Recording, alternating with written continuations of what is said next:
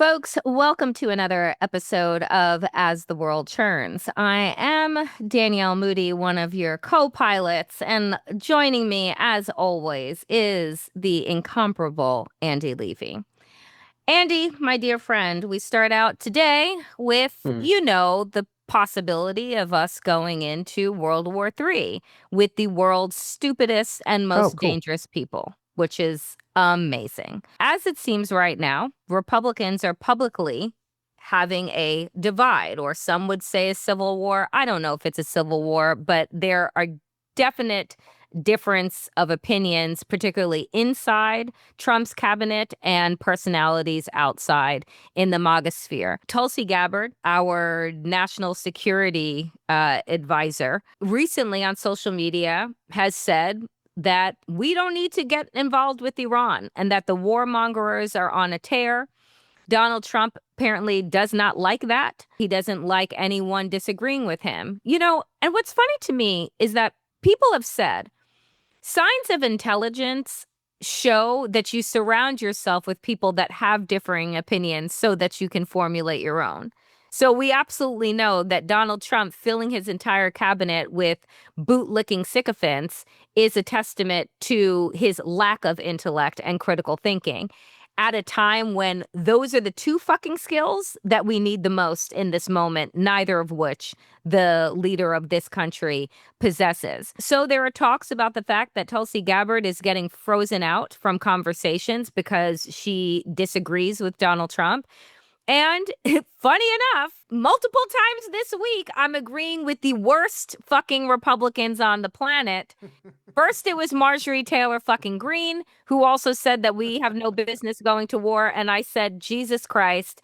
Then it's Tulsi Gabbard. Then it's also Tucker Carlson. Has hell frozen over?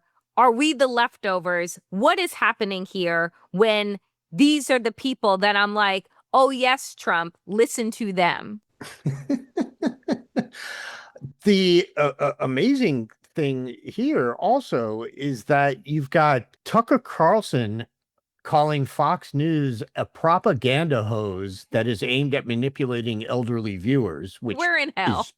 Is true, but for Tucker Carlson to be saying that is unbelievable. And you mentioned MTFG, Marjorie Taylor fucking Greene, and she also is out there saying that people are being brainwashed by Fox News and by the New York Post, basically by the Murdoch properties, and she also says she calls them propaganda. This is just unreal. Wow. And if the subject of this weren't the possibility of dropping big ass bombs on another country, this would be hilarious, because you've got all these people. To some extent, I do think this is a MAGA civil war. Okay. It remains to be seen if everyone ultimately will fall in line, because they generally do.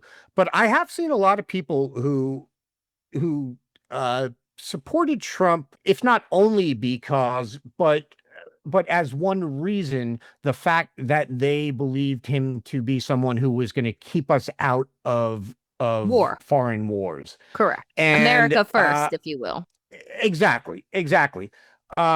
Now, we can sit here and discuss to what degree those people are idiots for believing that Donald Trump is a man of peace. They are not coincidentally the same people who seem to think that Donald Trump believes in free speech. So and sadly, a lot of them are like former friends of mine who I now am just in shock as to how gullible they have been over all of this.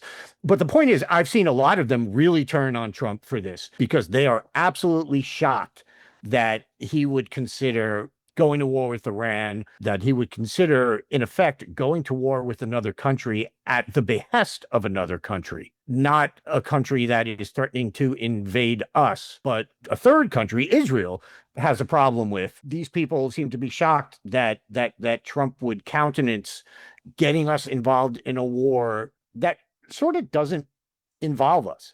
And of course, Trump is out there talking about we're back to Iran is building a nuke again. And of course, this is the same guy that broke off talks with Iran over building nukes years ago. So the bottom line is I do believe this is a bit of a civil war and it's getting a little ugly. But the question is, will all these people going to war with Trump scamper back to him like they usually do?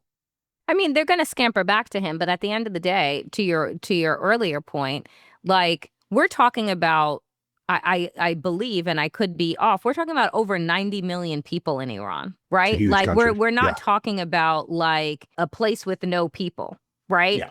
And so this is a conversation about how once again we're using lies to justify mass murder. Because I don't know how many times we've been told about Iran, building nukes and Iran doing X, Y, and Z, only to find out that that is not the case, right? Right. I don't know. And I've said this before.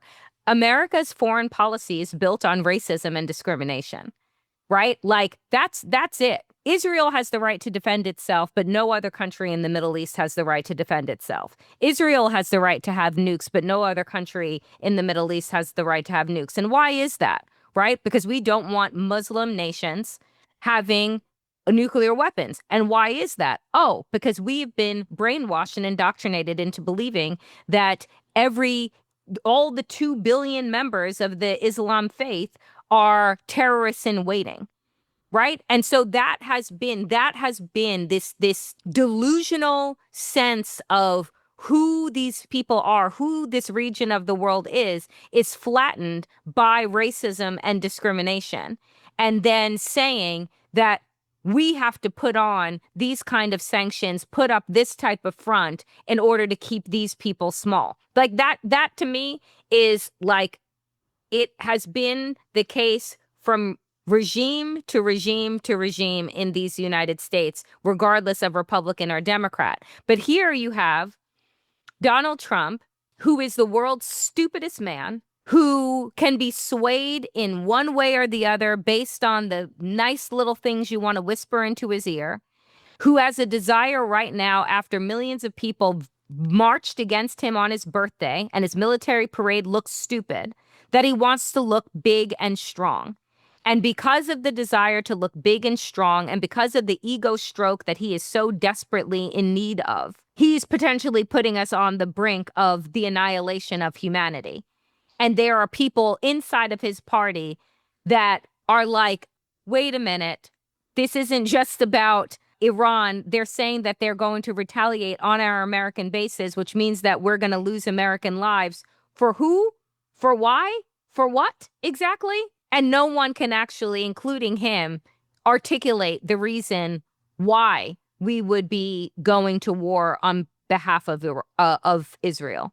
No idea. Well, but that's the thing. The nuclear threat, quote unquote, is the cover for this. I'm not Islamophobic, but I wouldn't be thrilled with a theocratic state like Iran having a nuclear weapon. But the point is, this was Tulsi Gabbard back in March. She said the intelligence community continues to assess that Iran is not building a nuclear weapon, and Supreme Leader Khamenei has not authorized the nuclear weapons program that he suspended in 2003. So for all these Republicans to now be out there talking about Iran's nuclear program, it is clearly a cover.